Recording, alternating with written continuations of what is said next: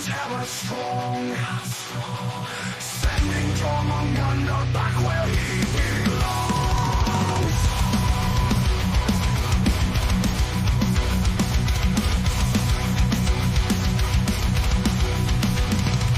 Hammer of lightning, castle thunder, protector of wisdom, never a blunder. Thor, call upon thy might, guide us through the darkest night. Thor, God so grand, will you lift our hand? Climb above for dragonship gleaming, adventure awaits when all dreaming. Darkest Valkyrie standing tall, so close, some Vikings hear the call. Join the battle movement, as we track on we ascend. God so grand, will you lift our hand? Climb up for dragonship gleaming, adventure awaits when all dreaming. Live the dream, rising tide, lift all ships, take the ride. For Thor, son of Odin, true, protector proud will follow you. To the shield wall, Vikings, all jumps, Vikings, hero in the heart. To the shield wall, to shield wall, to the shield wall. Hero the cross, the Holocaust. We will not die there tonight, for Thor is with us.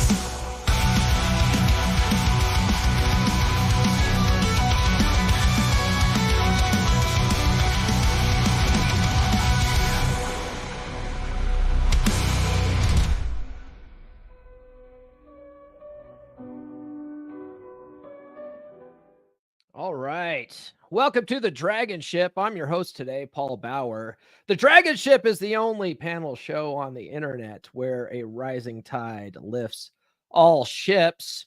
Today, we are going to be talking about Frame. More importantly, our man Wraith has a new book out. Thor's holding that up there. It's all about Frame. It's power, frame, and identity. And so before we get into that, though, let's go around the horn. Let's start with the man of the hour. Let's start with Wraith. Wraith, what's going on for you? You're on mute, by the way. Just been writing a lot lately, and trying to get, I've got the book out with Thor, and then I've got another book out. And the Frame one's probably, it didn't come out first, but it's probably the first book that I wrote. And the reason it didn't come out first is trying to meet all the requirements to keep it within the guidelines of supporting Thor's series that's coming out. So there was a lot of going back and forth with Amazon, KDP, trying to get all that stuff straightened out. First book come out a little bit earlier because I didn't have those guidelines to worry about. I just wrote it, and it was more in line with how I write, and it was easier to publish, at least for me. But I wanted to service, the series in the style that it's written, because it's important to Thor. It's important to his legacy, and less so to mine, because he is, out of all of us, I guess he was the first one published, and he really set the tone for what this podcast means, but he set the tone for what his group means. And I'm in his group, and I enjoy, the threads in Telegram. I don't attend that much into the sessions because I have a life outside of all this, but the Telegram threads I do participate in, get to meet a lot of guys through that. So that's kind of what's been going on. That's what I've been doing, and that and living every day. So that's probably about it. All right. Thor, what's going on with Hey. you, Thor? How are things? Great. Congratulations, Wraith. I mean, I'm so thrilled with your book. I read it. It's amazing because, you know, what we've witnessed in the last 5 years, you and I working with all these men, is they need mentorship. And you're one of the leaders in the mentorship field. And people just don't go and look for a famous guy. They find you by word of mouth. When they need you, the teacher appears. And that's what Wraith is. Wraith appears.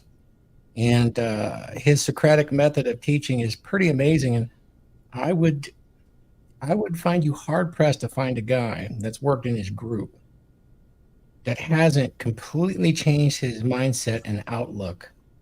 And this revolves around how Wraith takes a man through frame setting exercises. There's still a lot of misunderstanding, even though there's a great book by Ryan Stone on frame. How a guy constructs his frame is so integral to his identity as well. I mean, primarily the book I wrote on dominant masculine presence is about identity and being able to project it. You want foundational skills? How do I build it brick by brick? This is where, you know, Wraith's book, the essential skills of a masculine presence, frame, and identity is important because it really gives you the tools that you would need to set that in motion. So that's what I'm up to. Definitely helping the guys, and I'm looking forward to working with AJ, who's really in the shoot and ready to get some things rolling. So we'll see AJ's next. All right. Tarl, what's going on with you, brother?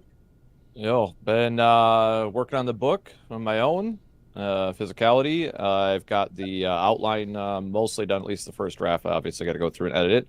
Other than that, I've been working behind the scenes still. Thanks to Thor and the podcast, I had an opportunity to talk to MLD off the air a couple weeks ago and got his internet fixed now. So, and he knows what's up with the YouTube algorithm. So, trucking along, getting shit done. All right. Mike Steele, what's going on with you? I am enjoying my life out here in Vegas. I have some fantastic news that I'll share with you guys behind the scenes. Sorry to tease everyone watching right now, but I'm just having a great time. And I am privileged and honored to consistently be invited on this fantastic show. Thank you so much, Paul. Yeah, man. And then AJ, his book is, man, it is so close. What's going on with you? Let me turn my volume up on my mic. Not much, guys. Editing and formatting the book as we speak. It should be out in 2 weeks is my goal. With that, as of today is my last day as a level 2 critical facilities operations engineer, and tomorrow I start as a lead critical facilities operations engineer. It is official. Congratulations. Got a nice little $5 bump. Translates to 10K a year base. So living the dream, guys. Living the dream. Yes, you are, Drakkar. Thank you. That's awesome. Man. Today I'm mopping floors, but tomorrow I'll be working on fries. Then Exactly. I'll be manager, and that's where the real money is. Oh, dude. Here's the sad thing about my field, guys.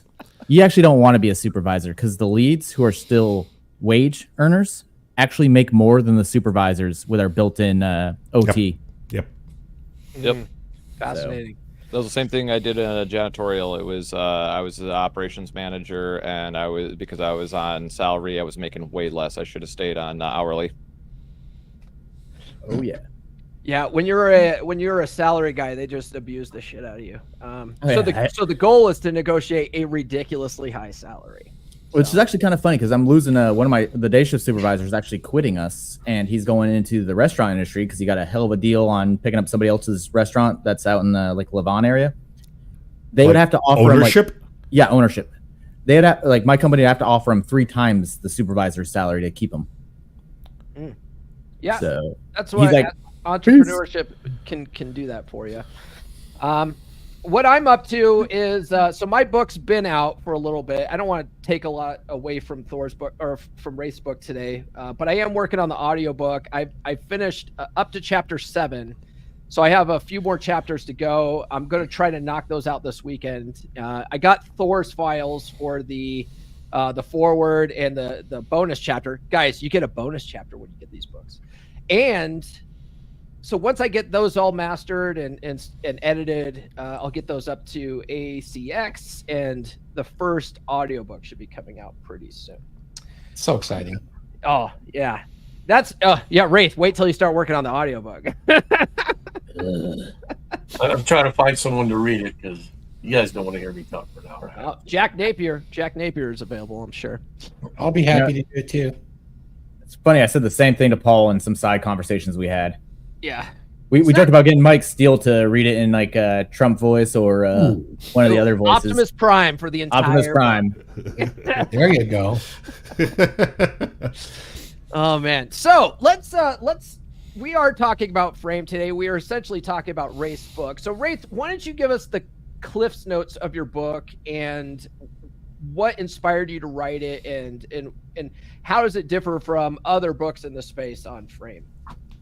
Okay, well, I guess what inspired me to write it was I had been teaching and lecturing on Frame through the Men's Empowerment Network. I think I did Frame for Fresh and Fit's group, and I did Frame for Thor's group. I don't know how I got into the Frame thing because that wasn't how I started in this space. I started in this space doing career advancement counseling, and when I started working with guys, I kind of noticed that a lot of guys didn't, first off, know who they were, and they couldn't sell themselves to an employer or even the employers they were working for to get promoted and those kind of things. So it kind of led to me listening to a lot of guys' stories and saying, okay, well, I think your problem is you don't know you, and the way you present you isn't beneficial. So that's how I started lecturing in men's and doing the other Fresh and Fit and Dragonship. And I sat down, it really forced me to sit down and write and start evaluating why I was successful and how I could translate that information into help other people be successful. So I started writing, doing the lectures and those kind of things. And I wrote the book. Actually, I wrote 90% of this book 4 years ago. I just didn't do anything with it. And about, 4 months ago, Thor asked me if I would, write something. And I thought I would write something new. And I think as we all discussed it in the group, and Thor kind of said, well, what are you going to write about finally? I said, I'm just going to write about Frame. And that's how the book came about. And I took all the notes that I'd made from, lecturing, and all the notes I'd made from talking to individuals, and the things I told them that would help them. And I put that in the book. So the book talks about Frame. It talks about from a Stoic point of view. And I guess that's basically because, every guy wants to be the strong silent type that people are attracted to. And that's kind of how it came about. I'm writing other stuff now, which is a comparison points of view of how we develop our values and stuff like that. But the Frame book was the first one to get out because it was really important that the techniques be given to people. And if you read any of my books, because I got 2 published right now, I've got another 4 coming out over the next couple years. A lot of the techniques are the same, but there's an underlying note of how you have to connect with yourself and how you have to connect with your conscious and your subconscious mind. So, and that's what the book does. It gives you a lot of techniques on how to do that. So it's kind of I don't want to say step by step because it's not. It's more of a list of techniques that you can use to start to understanding yourself. And when you understand yourself, then you can start presenting yourself the way you want to be presented and the way you want people to perceive you. All right. Look who's here. We've got a We got a special guest today. The champ is here! The champ is here! The champ is here! Gentlemen, how are we doing? We're doing good. You know, I'm actually glad you're here, John, because you've been working with Wraith for a long time. You're probably well aware of his concepts of frame. His new book is out, if you didn't know. What would you say about Wraith's concepts of frame and how he teaches it? Well, first of all, Paul, I want to tell you that I really like you a lot. I think you're a great content creator. I think you're a good guy. And I look forward to doing more work with you. I really respect you as an individual. I really do. Frame. I added, at first, I'm notoriously known for the words behind me, money, muscles, game, right? And I used to say just money, muscles, game at the beginning. But then I realized none of this is worth anything if you do not have frame in your life. Because if you do not have frame, eventually you will succumb to someone who does. And you will be not at the top of their priority list where you should be on your own. Wraith has been helping me continuously since we became friends, dating back to I think 2020 or maybe 2019. And frame is incredibly important in today's day and age because virtually no man has it anymore. I think that is the current plight of all of our situations with men. Men have no more frame. Men have no more self-esteem. They have no boundaries. They even think that having boundaries and having frame is actually toxic masculinity. They just feel like it's wrong. They're afraid to put themselves first. But when you're not first in your life, then, like I said before, you're going to be working for someone who's not going to have you at the top of their priority list, and your needs are not going to be met. The strongest position in a negotiation is the one who has the power to walk away. And that is the number one way to enforce your frame. You clearly let these people know what your rules of engagement are, what's okay with you, what's not okay with you. And if they do not abide by your boundaries, you simply have to exit. You walk away. You do not grab them and force them into your will. Nothing like that. You just disappear and remove from a situation at hand and go find someplace where your needs are being met, your boundaries are being respected. Because without that, without frame, you slowly but surely betray your inner self. And when betraying your inner self, that is the true betatization by 1,000 cuts. Because I don't believe in the betatization by 1,000 cuts unless you're a weak man and a weak individual. And when you lose yourself, people are not going to respect you. And when people don't respect you, good luck getting by in this life. Yeah, all good points.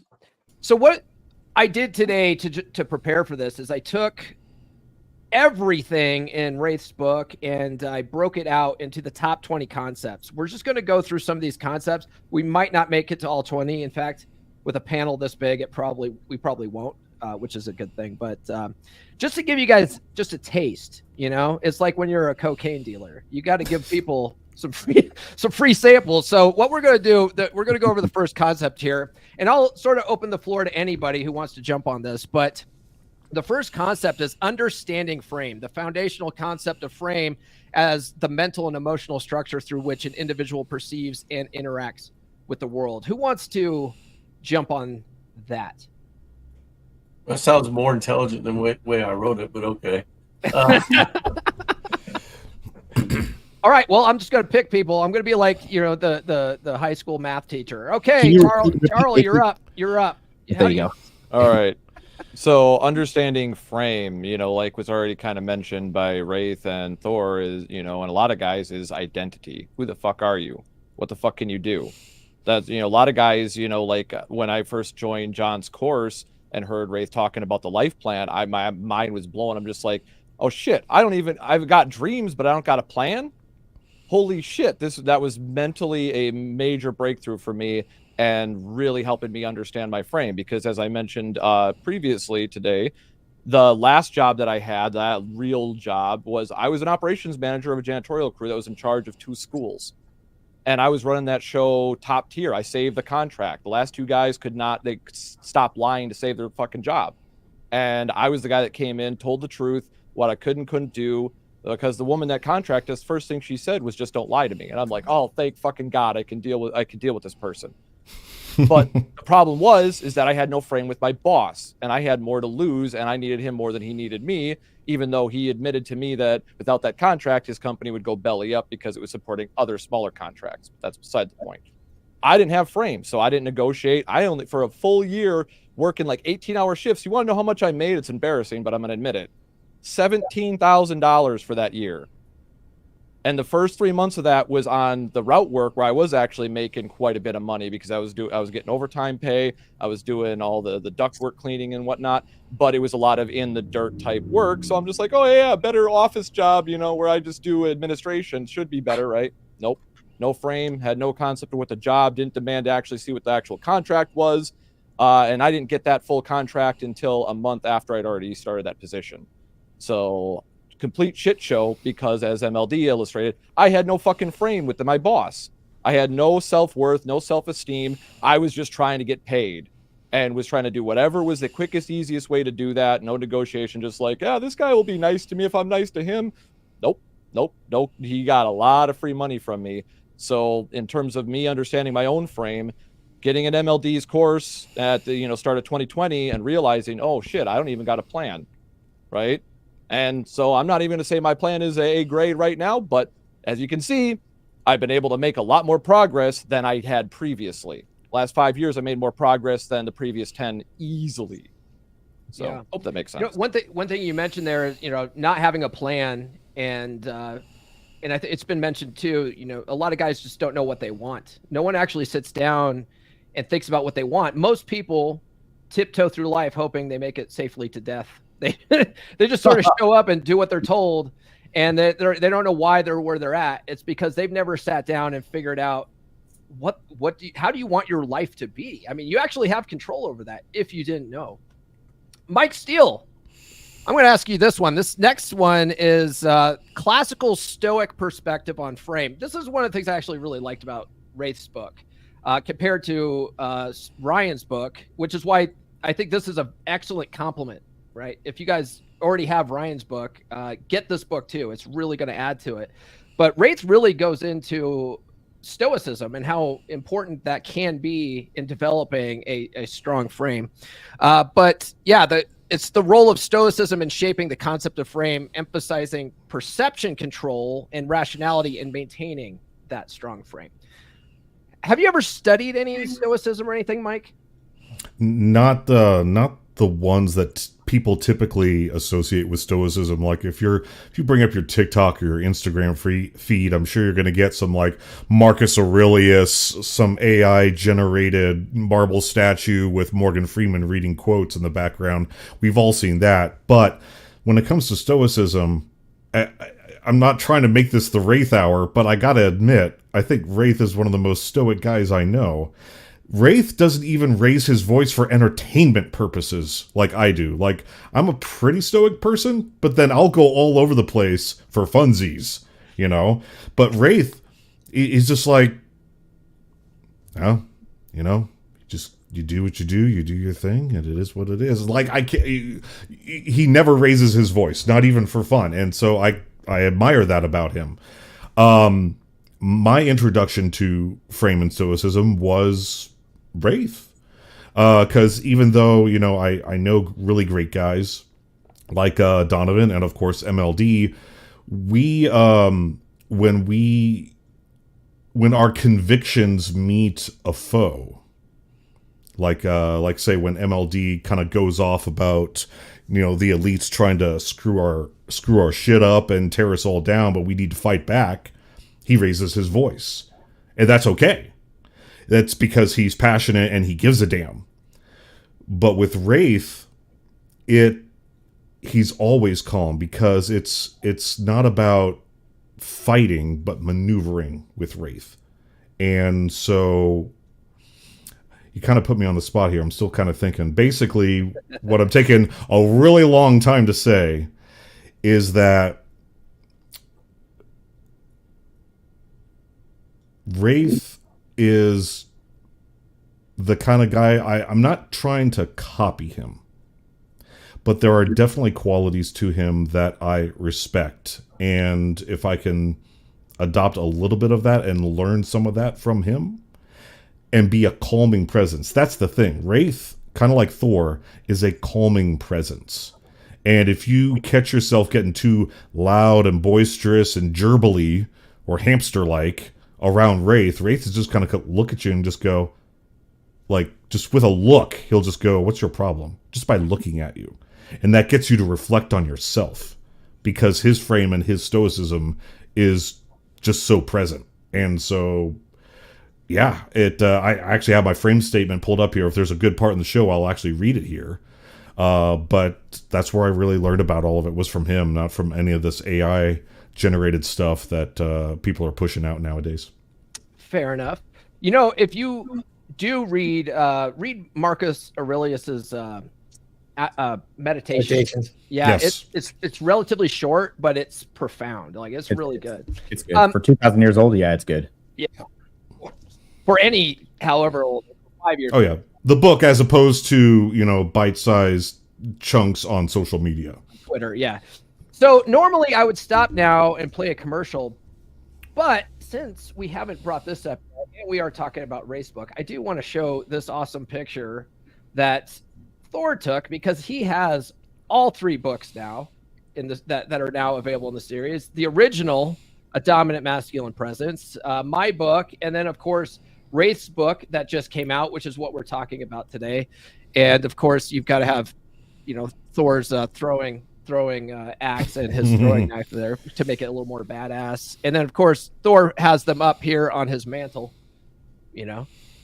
So this is awesome. I'm dropping a link to it in the chat. If you guys haven't got it yet, definitely get Wraith's book. It is available now in all formats. All right, let's get on to the next topic here, which is frame and emotional regulation. I'm going to throw this over to AJ because his book is on emotional control. So frame and emotional regulation, how frame influences emotional control and the importance of developing emotional intelligence for maintaining a resilient frame. That is good, deep question right there. So frame and emotional durability, they go hand in hand, because in my book, I kind of link it back to Ryan Fowler's work on the toxic shame and generational curses, and how that will affect your frame as an adult, and how you mirror your parents' relationship. You can mirror that into the future if you do not get your frame under control. I'm trying to think what else is in there. There's a whole bunch of stuff I can go on with this, but I don't want to take up too much time. Well, I'll add to that. I mean, a lot of guys don't realize this, because, you know, we've all read books from, let's say, Rollo, right? The Rational Male. We're all supposed to be rational people. We're all supposed to not have feelings, because women have emotions and feelings, right? Guys don't have emotions and feelings. But the truth is, men have emotions and feelings, and you should feel bad for that. Okay. And if you don't get control of your emotions are going to get control of you. Yes. And you're going to lead your life the way women act, which is they are controlled by their emotions. And if you want to be a man, you can't be that way. You have to be able to have some emotional regulation, and the techniques that Wraith brings up in this book will show you how to get there. I do go into that as well, and I think everyone should do it. Thor mentions it. I think Eckhart Tolle is probably the best person for it with the power of now. But use that third-party observer, because once you build up frame, and this will actually help you build frame as well, is step away from your emotions and figure out why you're feeling that way in that moment. What is the underlying trigger of this triggering event? Is kind of one thing I go into in my book. Well, I just want to say that, you know, when you talk about, you know, controlling emotions and stuff like that, and Paul's right, everybody has emotions. You can't get away from it. They're there. But what you can do is engage, you know, rationally with those emotions. Evaluate the emotions. See if they're true, or they're being, given to you based on, some frustrations, trauma, or something that you've had in your life. The biggest part, when I work with guys, is trying to get them to not let their past experiences control their futures. Okay. And you do that by controlling everything in the now, which is what Eckhart Tolle says. I'm not a big fan of Tolle, but, because I think that there's a lot of feminist perspective in his work, but, from a standpoint of, do you live in the now? Yes, you do. And what's in the past, you can't control. And what's in the future, you can set the tone for. So, those are the things that I looked at when, I was sitting there trying to figure out how I did this and how I control my emotions and stuff like that. And it is about letting go of the past in a lot of respects. And, it is about planning for the future and defining the future that you want. But you have to do that from a perspective of where you're at, how you, the past tells you how you got there, but it doesn't say that, that's going to be the future. And it's kind of woo-woo bullshit sometimes, I guess. But, let's face it, our mind is full of woo-woo bullshit. There's things that we can't explain, and there's things that we're always searching for. So, but emotional control is really about taking responsibility for where you're at and how you're gonna, take where you're at and move to the future. But it's a lot about values and how you develop those values and beliefs. Now, I'll go all it in the book. I'm not going to sit here and talk for 2 hours about it on here. But it's important, guys. And, if you don't delve into it and start doing the work, you're going to be the you are now is who you're going to be in the future. And, a lot of those people are controlled by their past. That's something I bring up a lot on my channel, because a lot of guys, they either dwell on their past or they're focused on they're focused negatively on their future. Like they're worried about their future. And if you're always worried about your past and stuff like that, that usually develops depression. And if you're constantly worried about what's going to happen in the future, that usually develops anxiety. But the thing is, neither of those exist. They exist only in your mind. The only thing that is real is like right now, right here in the presence, which is what Eckhart Tolle sort of, his whole book just broken down into Cliff's Notes is really what that's all about. Yeah, real quick, I do want to add on to that, is that was one of the things that I was taught about martial arts early on by my own father, was about, you have a monster inside of you as a man. You got to be prepared. You're primed for combat 24/7, 365. This is how you're wired. You got to control that, because if you don't, you're going to lose control of that monster, and that monster will hurt the ones you love the most. So that was one of the first lessons my father taught me about emotional durability and self-control, and more or less what one of the other gentlemen from MLD's group taught: control the controllables. You're the number one controllable. A lot of guys rag on the term emotional intelligence, but a lot of guys are emotionally retarded. They really don't know their own emotions. And therefore, when they do experience one, what do? They shove it down and try to bottle it up, as they always say. And this is where a lot of guys don't deal with the problems that are causing that emotion. Emotions are there to let you know why you're mad, why you're sad, and what is your motivation. You need to be motivated to do something. It's the same thing with boredom. Whenever I get bored, I don't entertain myself. I educate myself. And that's why I'm so fucking smart. It's not because I'm actually smart. It's because I force myself to do something I wouldn't normally want to do, rather than coping with the bullshit and not solving the problems. So I address the problem one bite at a time and control my fucking emotions so I can do it. What I admire most about you, Tarl, is you're so humble. Yeah. Let me say something about emotions, okay? And when it comes to when a man experiences emotions, if you can't experience your emotions, you can't tell when people are breaking your boundaries, okay? You probably don't have boundaries. because you're all over the place. And, you can't tell, when you're totally emotional, you can't tell what values you have, because you're being driven by some past event that, as a child, you didn't look at it rationally, and you take that and you move that fear, frustration, anger into your life today. And you got to deal with all that shit, guys. You can't walk around being angry at the world, fearful of the world, and frustrated with the world. Because the world's going to be there the next day you wake up. What you can do is go into it. This is how I'm going to live my life. And this is what Frame is. How do you live your life based on your values and the values you have, the beliefs you have, and how do you project that to other people? That is Frame. And that sets boundaries, and it sets in how people are going to represent themselves to you. Now, we can go into the bullshit about how do they represent themselves to you? Can you see through that, the lies or the fallacies in what they're presenting? But that's another book. So Stay tuned. Rate's got four more books coming out. 14 14 more books coming out. I love it. Yeah. Here, Mike, if you bring them up, I'll hit the Odin hole. Siege D with the $4.99 super chat.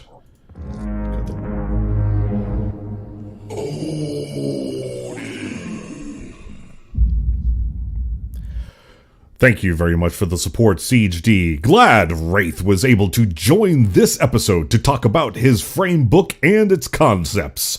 I'm gonna get his after I'm done finishing Paul's book. All right. And we got the next one. I'll say one more thing about the emotional regulation just to set the tone, since we're probably going to throw some actionable advice out there on this. When it comes to emotional regulation and durability, one of the best things, Wraith is a huge resource here. Realize that the man's lived a lot of life, and with that comes a lot of hardship. He's had 2 wives die out from under him. He knows life, and so he's had to literally make that application of emotional regulation, or it would overrun him in his personal life. I've had some similar experiences. One of the things that helps me, and I wrote about as well, is noticing the difference between feelings and emotions. They come from different places. In the basal ganglia of the brain, feelings are felt in the body. You ever get a feeling in your stomach like you're sick to your stomach? Feeling, isn't it? So is anger a feeling? If it manifests as something in your body, yes. So if you can distinguish between what your body is feeling, that is actually a medical term, feeling. You actually feel something, somewhere on your body. An emotion, you don't necessarily feel in your body. And if you can recognize the differences, you can start to really tackle some of these emotions and basically hold them off or tell them, I'm going to deal with them at a different spot. And there's different techniques for that. You can use feelings if you want.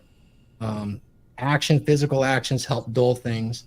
I mostly refer to guys and tell them, take on anger, sadness, and loneliness. If you can take those on, those 3 are the ones you want to absolutely regulate. Then everything else is pretty easy. You might take on more if you're a reactionary personality where everything gets you to react in a physical way. And that's a different issue. That's not what I'm talking about. But yeah, definitely anger and sadness. Those sort of things are hard for guys to deal with. So anyway, that's my advice. Know the difference between feelings and emotions, where the emotions are created in that prefrontal cortex as it comes up the basal ganglia, that very low level thinking where it's fast feeling based in your body. Hey, that burns me, move, to where, I'm sad, I don't want to go to the gym today. A lot of guys don't even recognize the difference. So, and of course we don't help it in our language, right? We don't help it so much because when we say we're happy, we say we have a feeling. And so everything's a feeling to us these days. Dude, didn't we have T-shirts just not too long ago with our buddy Myron? Something about the girls. I feel. But I Anything feel is like yes. Yeah, I feel like. Well, know this.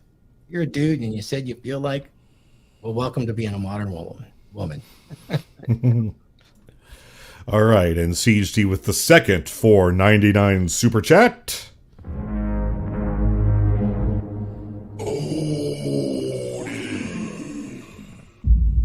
Hey, MLD's here. Thanks for the free consult last night, man. All right. You are welcome. I'm always there Friday doing it live. Come on down. I get you free consultations every Friday on my channel. All right. The next concept here is, let's go with frame and personal relationships. The impact of frame on personal relationships, including setting boundaries, effective communication, and conflict resolution. Now, one thing I'll say about this, I think modern psychology, modern, marriage counseling, they put an overemphasis on communication and conflict resolution. But I don't personally, I think it's helpful. Like it's important to be able to speak in an effective way. But in a long-term relationship, I think in order to build that genuine desire, there's other things that are a little more important. But it is paramount. Like it is good to know all these types of things, what not to do, right? Don't dear, learn effective communication techniques like Paul Benjamin's Luca model is awesome. I talk about that one a lot. I'm gonna throw this one over to MLD. How important is frame in personal relationships as well as the communication stuff?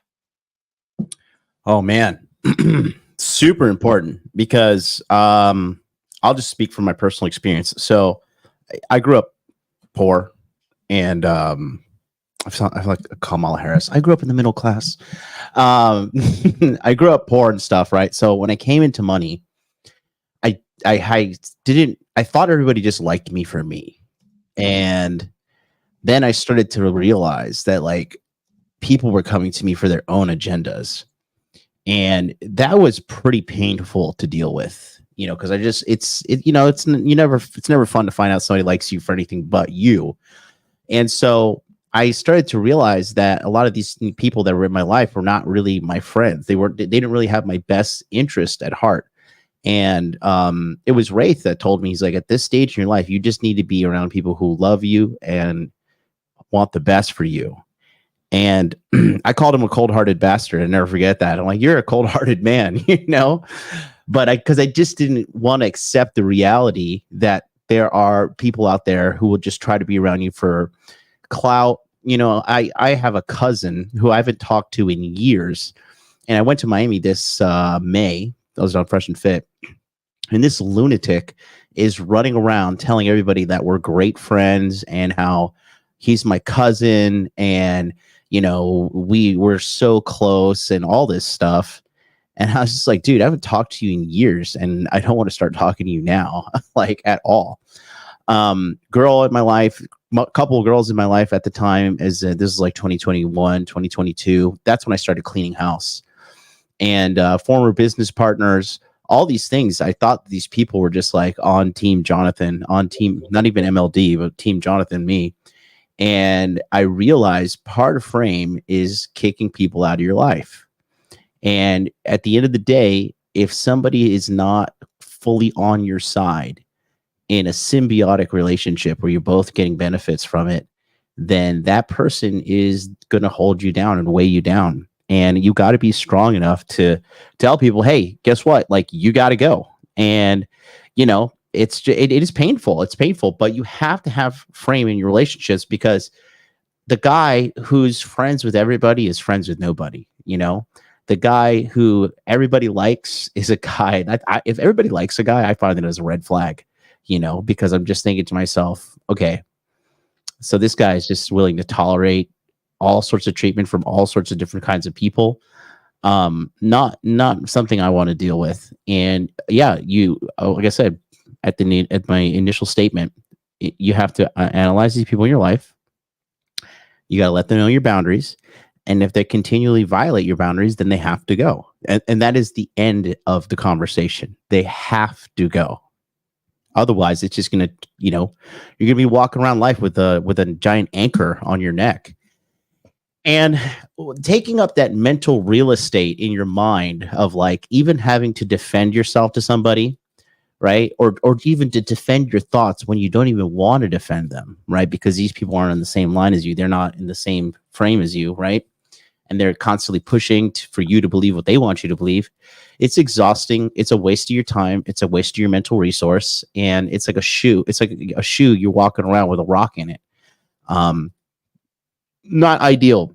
Shut up and take my money. Especially if you want to optimize your life for maximum achievement. That's just something you really do not want to have in your life. So you got to make the move to give them the cut. And if they don't live up to your standards, like it's up to you to cut them down and cut them off. Because if not, they're just going to be a thorn in your side. That's something you do not want whatsoever. So true. So true. And I want to thank John here real quick because it's related to that. John, thank you so much for teaching me that back when you were coaching me. Right before I called into your show for the first time, and you gave me the Rolex analogy when it came to my worth. I was listening to you a lot, and I had someone in my life that I had been friends with for a very long time, which I now know was a big mistake. And yes. I knew something had to change when I was just shooting the shit with him on the phone one day, and he informed me that he was at Lowe's buying riot gear. And I'm like, what for? What are you going to be doing? And he was in Seattle, and he was going to head down to the Chaz with Antifa, and he was going to march with them. Oh God! And did his mom drive him there and drop him off? No, actually, now that I see the world as it truly is, I would probably be better friends with his mom now than he is. So, she hot? No. Yeah. Did you hit that? Well, I mean, going like you have to realize. Like, I'll go back to my example. There's a guy. I have this group chat Tokyo, right? A couple millionaires in there. And this lunatic was always talking about like, oh, these feminists and the government, we got to kill them all. And like this guy can't even throw a fit, let alone a punch, right? And this guy's talking about, all these things he wants to do. And I was just like, dude, grow up, be a man, and handle your problems like a straight white male that you are. Go get rich. Go make money. That's how you get revenge on the system. But he's working his terrible job with his terrible life, and he's just so filled with anger. And everybody around us is like, eventually too, when somebody doesn't fit into the frame of the group, like you will be excommunicated. You will be kicked out, And yeah, we kicked the guy out, and then the group is doing great now. And like, people in there are still doing success and everything. Cause you can't look, man, like I get a lot of flack for calling people losers, but there are losers in life. Okay. There are winners and there are losers. And if you are in the mindset and of the frame that I want to be a winner, you cannot be around losers. Their loserdom will jump on you. It is statistically, scientifically proven across the board with weight loss, with weight gain, with financial gain, with divorce. Okay. People's cancer will jump on you. So you have to protect yourself. That's what frame is. That's why this is the most important component of the entire masculine composition. If you have no frame, you are weak, and it is what it is. And you have to understand, you live once, and as far as we know, you die forever. Okay, so what are you going to do with your finite time? Are you going to hang out with losers and try to win them over and everything? All you're doing is projecting your need to get your shit together when you're trying to help all these people around you who don't have their shit together, and you don't have your shit together too. So cut the bullshit, cut the fat. Get them out of your life, because it is a cancer, and cancer kills, and it will kill your dreams. I've seen so many powerful men, successful men brought to their knees, literally, by a terrible woman or a terrible boss or a terrible succubus kind of family that is just like leeching off of you, and you're the only one that has your shit together, and you can't elevate because you're dragging everybody along with you. And I'm not saying you have to abandon your family, but in some circumstances you do. And it is It is hard. It is a harsh reality, but welcome to manhood. You got to deal with it, and that's the way you got to handle it. And the cherry on top of all this, John, that friend that I dropped is no longer a man. No way. Oh, He's trans? I probably shouldn't have laughed like that. No way. It's funny that you guys bring this up because I actually consulted with Thor, Paul, and Glenn and Laurent actually on this very subject of cutting people off with my own family. So this is the first I've talked about it. The only thing I have with them is I pay $20 a month for their cell phone line because it's just $20. It gives them a cell phone in Vermont, and they're only to contact me in case of emergency or death from now on. Just because I had a realization, it's like 17 years, we're already physically estranged. Might as well just cut it off mentally because the only time they ever contact me is when they would need something or just not really to check up on me. And I was the one contacting them on almost a weekly basis for the last 17 years, with the few exceptions like deployments, boot camp.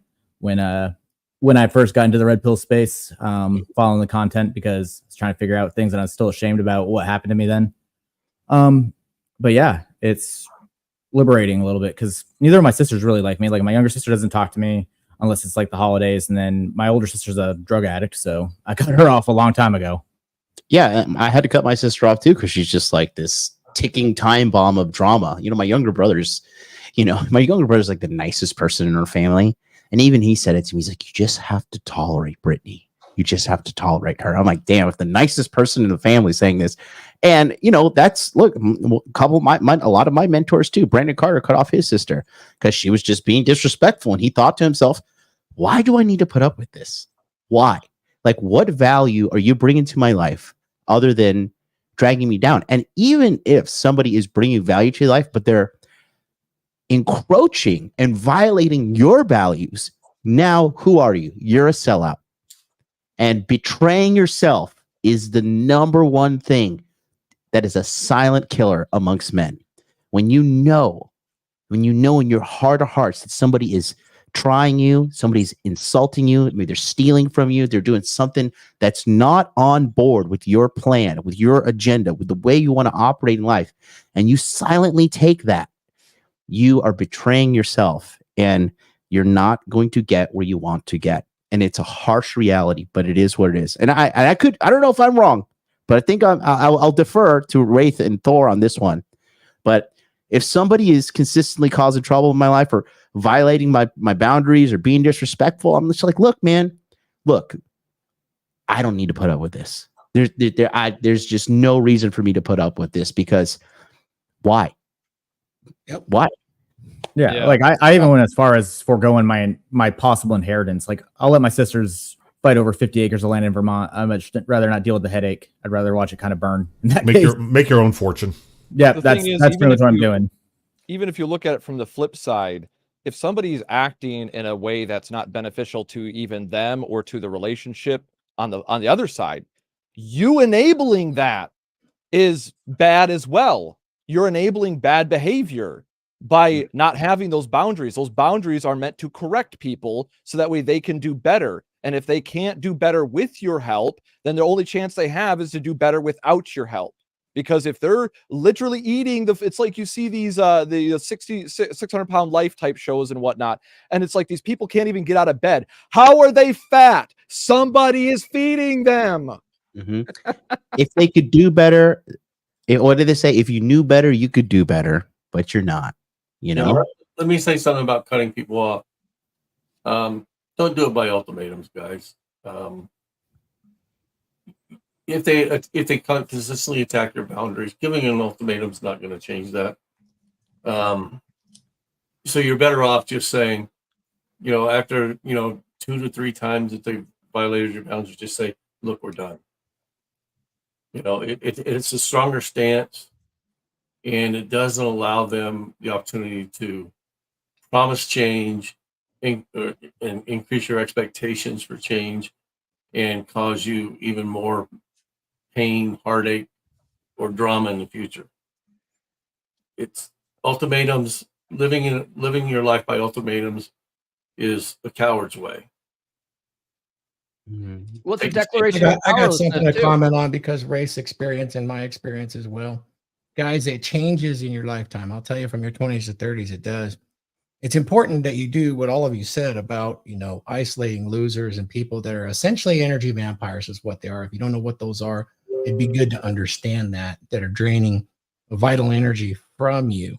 When you actually do something like acquire a dominant masculine presence where you have frame, like Wraith talks about in your own life, you don't have to boundary these people at all. What you end up creating is a vibe or a barrier of truth that surrounds you with your actions, even a barrier of silence where these people will extract themselves from your life based on how you're living your life. And that's something I've experienced. I'm sure Wraith has experienced that too. And as you get older, that becomes much more honed in, where you recognize signs early, but you're not allowing these people to ever do the energy vampire thing, and you're not actually announcing it or shutting them down. They extract themselves from your life because of that strong, dominant masculine presence without even being announced. It's like, this guy sees who I really am. He has perspicacity. He has discernment on me. He just looks at me and knows I'm fucking bullshitting. And I've experienced this quite a few times. I imagine Wraith has comments on that because he sets his frame that way. Am I wrong, Wraith? No, you're right. I mean, I and we've talked about this. I don't suffer fools, and I don't attract them either. That's the good thing, and I don't attract them because, when we have conversations, in groups and stuff like that, fools don't walk up to me. People wanting to learn may, but fools don't, because and I think experience really helps get you there. Yeah, and what I'm talking about, for when I was talking about ultimatums, I was talking about that for guys that are just starting down this journey. Yeah, because you're going to have a lot of people in your life that aren't beneficial to you, and you're going to want to hold on to them. And as John says, I'm a cold-hearted bastard. I tell you, you can't hold on to failure. And those people are failure.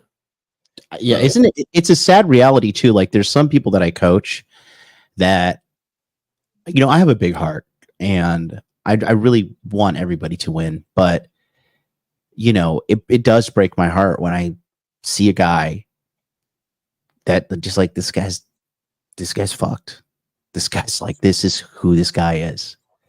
And it's a part of, like, accepting reality as being part of a man, right? Accepting it for how it is. And yeah, when you're just, some people are, my mom said this, and it really hits home to me now, but she says, the world needs ditch diggers too. The world, we need people working the fry basket at McDonald's. We need people to, simp for girls to make us look great, because I mean, that's just the way the world is. The reason, the number, I love losers. And you know why I love losers? Because they give me value as a winner. Because if everybody's a winner, then nobody's a winner, right? But it's the losers that give us the inherent value. Now, you don't want to go down the path where you're just like, well, at least I'm not this 400-pound guy down here, right? Because you don't want to be setting low standards for yourself. But at the same time, you have to accept the reality of life, and the majority of people are losers. And one thing that again, a great book by the worst man in the world, Aaron Clary, The Curse of the High IQ. That book was a real freeing book for me, and I'll tell you why. Because it made me realize, like, okay, this is why I feel so alone. This is why I feel so isolated. This is why no one can keep up with me in regards to work ethic. This is why I'm blowing 95% of my competition out of the water. This is why I feel a constant nag at me to consistently go, right? Because is that when you realized you were a god amongst men? I don't know if I'm a god amongst men, but I think I'm doing okay for myself. I'm keeping the lights on. I'm riding a pedal bike right now to keep the lights on in the house. My goal is to make sure you get Dunning-Kruger. So I'm too dumb to even know what that means, but but like, another thing that really opened my eyes was the bell curve, like the IQ bell curve. When I realized, like, holy shit, 50% of the human population is 100 IQ or less. Wow. Yeah. And then I just thought to myself, you know, I was just like, holy cow, that was mind blowing. And then when C19 hit, I was like, okay, now I see it. Everybody's retarded, you know? So yeah, for clarity, real quick about the Dunning-Kruger effect is that basically looks at that same type of bell curve. And I could tell the whole story about how this study was even done, but Dr. Dunning and Dr. Kruger did a study, and basically the results of the study confirmed that human beings that are stupid think they're smart because they're stupid, and human beings that are smart think they're stupid because they're smart.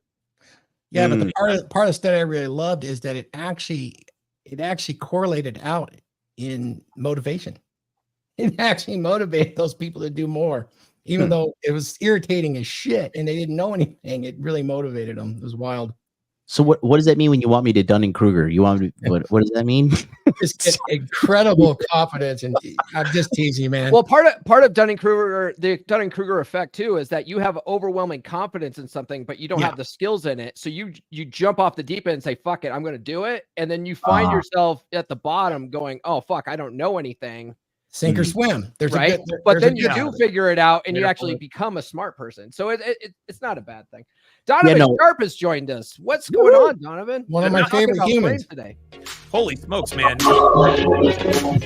Yeah, one of my favorite humans, Big D. Thanks for joining. Stop it. No, thank you very much. I was actually having a little trouble with my internet, but it was actually operator error. I forgot, because Viking Paradigm, thank God for this guy. He set up my internet so that I have a really, really strong internet connection. Well, my computer automatically, so I restarted my computer and it automatically went to Wi-Fi.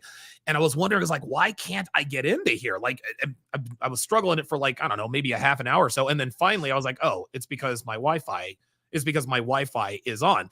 So I had to restart the computer. And of course, Viking Paradigm, you know, when you restart the computer and you're doing all this, you have to reconfigure everything. Thankfully, you were a good teacher, and so here I am. To make a very long story very short. One thing I want to show real quick, because we are talking about Wraith's book today. Okay. And Wraith's book is a part of the Essential Skills of a Masculine Presence line, which is all based on Thor's original book. And so I just want to play a commercial for Thor's original book real quick. Okay, let's do it. Ever feel like the world is trying to make you smaller? That the qualities that used to define you are now something to be ashamed of? It's not just you. For decades, society has been pushing men to fit into a mold that doesn't match who they are. But there's a way out. A path to reclaim what it means to be a man. A Dominant Masculine Presence by R.P. Thor is the guide you've been waiting for. In this book, you'll discover the 7 essential skills that every man needs to stand tall and take control. Learn how to project confidence, master your emotions, and communicate with authority. R.P. Thor takes you through real-life examples, sharing practical techniques to help you develop your own dominant masculine presence. It's time to stop feeling sidelined. Time to step up and lead. With a dominant masculine presence, you can become the man you were meant to be. Order a Dominant Masculine Presence now on Amazon or listen on Audible. Rediscover your strength. Reclaim your life. I fucking love AI, dude. Man, what a panel today. Look at this. Love it. Oh, man. It really makes my day. Yeah. A lot of my favorite humans here. It's a full panel today. Let's do one more topic, and then we'll go ahead and go around the horn. We got some super chats too. Oh, yes, so we'll do one more topic. We'll do super chats, and then we'll wrap up. Sound good? I'll tell you what, we got a lot of. I'm gonna tell you what. Everybody's beard game today is on point, man. Holy smokes! I got that alpha beard oil that Rich Cooper sells. I'm just kidding. Well, we're on the Dragonship. All the girls are coming now, bro. You better watch out, bro. Hey, sometimes you have to like wash off the pheromone soap because there's so much vagina being thrown. Too many. There's too many. They're at the door right now. Yeah, dude, I'm telling you right now. Like, I can't imagine what it's going to be like at the CME. Damn right. You know I'm coming. So the last one I want to go over here, which I think is a fun topic, it's just a fun topic, right? Is navigating shit tests, strategies for maintaining frame under pressure and in the face of challenges to one's frame from others. Since Donovan is the last one to show up, we'll bring him up because I'm sure he's well versed in handling shit tests. Oh yeah, absolutely, man. Yeah, shit tests. The first thing that men should understand about shit tests is that women don't shit test men that they're not sexually attracted to. Okay. So for example, let's say you start chatting up a girl and you're at CVS or whatever. Hey, my name is Donovan, or my name is Alex. That's my real name. Yeah, my name is what's a current name? My name is Deborah. I don't know if we're making those anymore. And so you guys get to talking, right? You're escalating and everything. And so you're talking to her for about 10 minutes. At that point, that's when you go for the number close, right? What is the most common shit test we get when you go for the number close? I have a boyfriend. Okay. Now, the earlier in the set that occurs, the more likely that is a rejection, right? So if you approach a girl, hi, my name's Donovan, and she says, I have a boyfriend, that's not a shit test, gentlemen. Okay. That is a rejection. But if you're talking to her for 10, 15 minutes and you say, hey, put your number in my phone, we'll hang out, and she says, I have a boyfriend, that is a shit test. The answer to that shit test is, well, he's not invited, right? And do it kind of with a smirk on your face. So that's the first thing I'll say about shit tests. The second thing I'll say about shit tests, guys, is what it really comes down to is being honest. Masculinity is just being honest. So when let's say you're in a relationship and your girlfriend, wife, whoever decides to try to shit test you. One of the most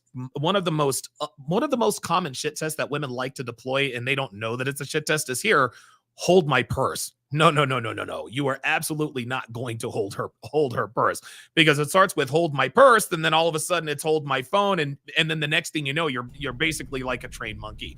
So I think what men need to realize and understand about shit tests is that shit tests they generally come when a woman wants something from you, or when she's sort of testing your masculinity, or if she's turned on by you. Women do not shit test men that they are not sexually attracted to. That's all there is to it, man. That's a really good point, because one thing, whenever I talk about shit tests, there's always those MGTOW losers, to steal from MLD, that they'll sit there and go, well, fuck these bitches that test me, man. Like, if a bitch tests me, I'm walking. It's like, that's well, ridiculous. You can walk. Meathead The next girl's going to do it too, because they all do it either consciously or subconsciously. So you better learn how to deal with it. Or you're never going to be successful with women. You're never going to be successful. Listen, and here's the thing: women have to shit test us, guys, because I don't know that a lot of men understand this, but there's a lot more at stake for women when they have sex with a man. There's pregnancies, STDs, and they're not thinking about this. This is all in their firmware. This is happening without them even realizing it. It's all subconscious. This is why women are far more selective than men, because they have a lot more at stake when it comes to sex. Women have to test you, because you think of it this way. Let's say that you were to approach a girl. Hi, my name's Donovan. My name's Debbie. You ask her, hey, do you want to go have sex? And she says, yeah, okay, let's go. What are you now? 10 times out of 10, guys are going to want to have sex with her. But if you have experience, you're like, wait a minute, that was way too easy. Like, why didn't she? So she just agreed to have sex with me in 5 seconds. What's wrong with this girl? Is she not a woman? Is she really, another gender, or does her coochie smell? There's always your Madonna whore complex really kicks in with that. Not only that, if it's that easy to sleep with a girl, you should probably expect an invoice at the end of the night. Kristen, now here's the thing. Christian Martin says, I disagree with Donovan. Any quote, I have a boyfriend, is a rejection, or at least you should treat it that way. If she has a boyfriend, I want nothing to do with. Gentlemen, this is why you're losing. Listen, with respect, due respect, Christian Martin, I understand what you're saying here. But when a woman says I have a boyfriend, it doesn't always mean she has a boyfriend. I'm trying to tell you. And again, it's the timing. If she tells you she has a boyfriend right after you approach her, or shortly after you start talking to her, that is a rejection. But if you're sitting there, quote unquote, vibing out, you're making her laugh, you guys are telling jokes, you guys are talking about what you guys like to do for fun, et cetera, then you say, well, you know what? I noticed that you like to ride go-karts. We talked about go-karts. Here, put your number in my phone and we'll go ride go-karts. oh, I'm sorry, I have a boyfriend. No, don't treat that like a rejection. That is a shit test, because I'll tell you something. Maybe she does have a boyfriend, but maybe she's also looking to step out on her boyfriend, because if she really didn't like you, Christian, she would not have allowed you to escalate with her for 10 or 15 minutes only to tell you that she has a boyfriend. If she really had a boyfriend that she didn't want to cheat on, think of it this way. Let's say that someone were to approach Devin out in this, out in the wild. Do you think Devin's going to sit there and let this dude talk to her for 10 to 15 minutes before she says, I'm married? No. She's going to be like, nope, I'm married. Don't even think about it. So this is another thing about shit tests that men have to understand. Not all shit tests are created equally. And the shit test timing has a lot to do with what the intention of the shit test is. So what Christian is doing here, he's making a mistake that a lot of men make, is they're taking a woman at face value. And if you take what a woman says at face value all the time, you will not be successful in the dating market. Yeah, sometimes I got a little bit of a women are too. Yeah. I got Sometimes- for the shit test. I want to know if Donovan has used it before. When they do that shit test with the boyfriend, one of the best things to do is, you kind of hold this up, but you take it off and then you slide it on to this hand. Yeah, there you go. And you show it to him. It's an amazing way to defeat that shit test. yeah. I mean, the girl said, I don't I have a know if- boyfriend to say he's not invited. Sometimes women monkey branch too a lot, right? So a lot of times women might be in a relationship that they're not satisfied in, and they are looking to trade up, and you might just be the guy. Now that might be a good person to get in a relationship with yourself, but who gives a fuck? You're just fucking her right now. So. I will give some, because Christian's is a guy who's worked with me, and I will say this: that's a great example of a guy with frame, though, because that's just no, that's his no in this, that's his line in the sand. So I respect him for saying that. As for me, I don't know if I'm getting older or I don't know what it is, but if a girl shit tests me, I'm like, all right, so you're gonna leave? I just don't care. Right. I just don't care. I just like, okay. So, But understand, understand, that's you, MLD. And I totally get it. I totally get it. If you're like, okay, fine, you're gonna shit test me, leave, whatever. I guess I was more or less I was trying to point it out to guys who don't have that much experience with women. I'm sure Christian has frame, you have frame, I have frame, etc. But to the layperson who does not have as much experience dealing, because the only way you can build frame when it comes to women is by being put into stressful situations regarding women. And it can be a stressful situation trying to chat a woman up. I just want to let guys know, have the frame, but you have to understand that you can't always take what a woman says at face value. Now, if you're a man with experience and you've been around the block, okay, listen, she told me she had a boyfriend. Okay, fine. Have a nice day. I totally get that. But for the men who are inexperienced, just understand that it might not mean she has a boyfriend, and it might mean she actually wants to step out on him. That's all I want to point out. Well, and I wasn't like pushing back or saying you're wrong, Don. That wasn't what I was saying at all. I don't agree on everything. I want to point out that two of the best ways to handle shit tests, right? Agree and amplify. Donovan gave an example of that, and an MLT going, okay, well, I mean, are you going to leave then? That's indifference. Multimillionaires are just growing on trees out there. Multimillionaires are just growing on trees. I'm sure another one will just fall in your lap. Yeah, because remember, guys, listening out there, women lie to spare your feelings. I don't know if you knew this. Yes. And my favorite response to that one is, you have a boyfriend? Well, I have a goldfish. What? Oh, no, shit. I'm sorry. I thought we were talking about shit that didn't matter. Another way there is the concept of amuse mastery, right? I say this all the time. Now that I found this information, I am the avatar of amuse mastery, because if it's not actually important, it doesn't fucking matter to me. And it's the same thing with the going back to the shit test about the holding the purse thing. That came up in one of the Bible study discussions we had in Fresh and Fit, where we're reading some Rollo and other people's, like Donovan's Womanese courses.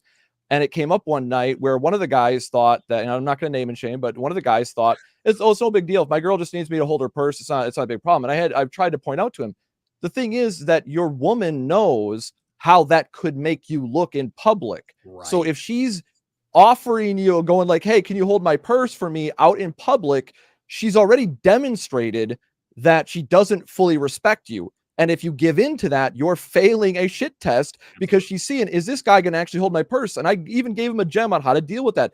If she girl's trying to get you to hold her, what's wrong with it? It should be. Yeah, right. Is it What- broken? for you? Like, I mean, One thing about that specific shit test too is actually a lot of women aren't aware that they're doing it. It's very Right. subconscious. But the thing is, it's not a shit test until you fail it. And if she goes to give you the purse and you accept that, all of a sudden something clicks in her head. Wait a second. Something's Yeah. off here. I'm and so now then she's going to start testing you more. But if you go, Yeah. no, honey, you keep your own purse, she's going to say, huh, Yeah. okay, there's something. I'm- That's one of the I other think- things. I think Thank I'm you, just Paul. I think I'm just super spoiled with Japanese girls because they don't do that to me. But like, I guess the Nice. thing that I won't like though, and I'm having traumatizing flashbacks of when I lived in America. He's triggered. My brain is just. But when when it comes down to like that I don't like being told what to do when they're Yes. that's my thing when they're like hold this I'm like you forgot to say please. Right. And I'll hold it. I don't give a shit. I'll do it. But like, it's how you ask it. Like, I get if she like, drops something and she wants me to hold her purse. I'm like, no, bitch, pick up your shit. Fucking. Hey, guess what? That was the I'm the no. that was the bitch. same caveat. Yeah, that was the same caveat I gave when I was giving that demonstration to land the plane on this, and I was trying to explain to him like the thing is that most shit tests are subconscious. They are not a woman's not like got a notebook and a journal and planning this out like I'm gonna shit test them at this time at this spot. No, she's going to do things instinctually and based on who you respond to her. If you respond feminine, she's going to get triggered and you're going to fail the shit test. If you respond masculine, she's going to get triggered, but in a positive way. There you go. So when John does something like, hey, you didn't say please, that's another really simple, good one is that you just have her ask for manners. And the caveat that I gave as well. Yeah. If she like is fumbling her Starbucks and her purse and a dog or something like that. Yeah. I'm going to help the girl out, and I'm going to make fun of her the whole time that Hold she's the dog. doing it. Yeah. But- Gotta make fun of her. Got it. Yeah, help the dog, and then maybe pick some shit up to her and hand it back to her. Make fun of her a little bit, tease her. Don't be too mean, but have fun with it. Once again, amuse mastery. This is why I just don't like American women. Like I have holding your purse has not come up in my life for the last 7 years that I've been living in Tokyo. John, it's never happened to me either. That's why I was trying to tell the guys like that comeback about like saying is it broken? I came up with that on the fly when they presented that scenario to me. I've never had this problem. No woman has ever asked me to hold their purse. So And I think the reason women are on autopilot with shit tests, and it's just like Paul said, most shit tests are subconscious. They don't realize that they're actually shit testing you. But shit testing is a woman's way to filter out the winners from the losers. That's really what a shit test is. It's almost like they have to bite the gold to make sure that it's soft, because there's a lot of fool's gold out there. There are a lot of guys who look like they're alpha males or they have money, so you think that they might have game, and then all of a sudden the girl shit tests him and she's like, well, wait a minute, this guy drives this car and he looks this good, but he lets me walk all over him. So now she's going to put him in another category. So just understand. And I totally agree. If you have a lot of experience with women, I understand that shit testing can get a little bit annoying.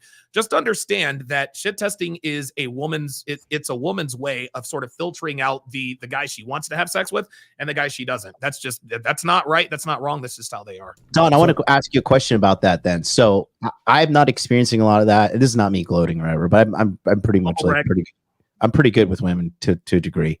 And do you think that they only shit test guys that they're unsure about?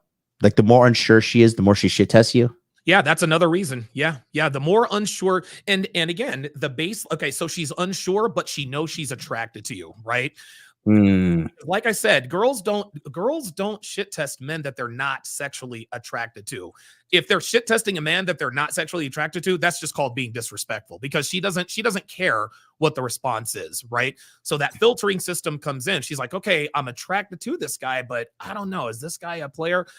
And so what do they do? They say, oh, you are totally, are you a player, or do you get around, or blah, blah, blah. You go, I've got 5 wives and 2 girlfriends. So yes.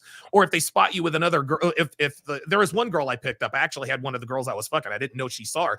And so in the text conversation, she said, okay, well, what about the big boob chick that I saw you with at the grocery store? I said, she's a close friend. She's working tonight. She's like, okay, so she seemed pretty attached to you. Are you guys like an item? I said, we don't cuddle after sex. So no. hell? Okay. And so so what I think guys have to realize is that it's just like I said, it's just well, sorry about that. It's like a filtering system, and like I said, they have to be attracted to you, but they do it just like you said, John, when they're very unsure. Because if they're sure about what they want to do, then the conversation just flows. But if at any point they're a little unsure about your status or what your intentions are, that's when they shit test you. I'll add this too, because you actually brought up a really good point. There is a difference between blatant disrespect and a shit test. Usually a shit test is a playful jab. It's not really meant to hurt your feelings or anything. But there is a clear example of blatant disrespect where she just is like, fuck off, loser. That's not a shit test. No, you're right. And here's the difference. A lot of people, a lot of guys ask, okay, well, Donovan, how can I distinguish the difference between a shit test and disrespect? If what she says or does pisses you off, it's probably disrespect. Because it's like Paul said, most shit tests are pretty there are some serious shit tests, but most shit tests are pretty playful, just a playful little jab. If it annoys you a little bit, it's probably a shit test. But if it pisses you off, it's probably disrespect. So just keep that in mind. Yeah. And sometimes you got to ask, I mean, because we are talking about Frame today, you got to ask yourself, why are you so pissed off by it too? Exactly. Yeah, that's what I was going to say, is that Frame comes with also knowing that just like how, you're not always intentionally passing a shit test or failing a shit test. Same thing with disrespect. You can pass and fail a disrespect test. That's right. Right? Because you can overreact and not know how to handle it and let her push your button. And then she's like, yeah, I knew it. This guy's a fucking loser. I was able to make him emotional just by pressing that button, calling him, saying he's got small dick energy. It's just like, yeah, because you have no frame. So you're going to overreact to it. And then you confirm her worst fears that, oh, this dude is a fucking loser. I have something. Speaking of small dick energy, Huds is here. Hey. What's going on, guys? This is my birthday weekend. So hey, happy birthday. Thank you so much. So nobody cares. I've been doing some other things. But I saw MLD and Donovan on the panel, and I'm like, you know what? I got to hop on. So you're clout chasing.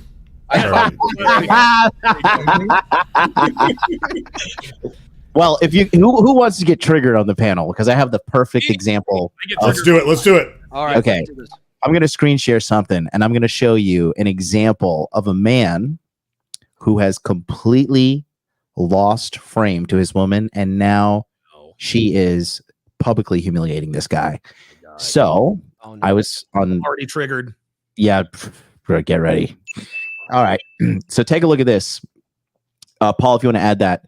So this is a woman. POV, you and your husband have working through his toxic masculinity for the last 5 years, and he finally gets it. And that's her husband on the floor crying about himself. I'm just going to read this to you.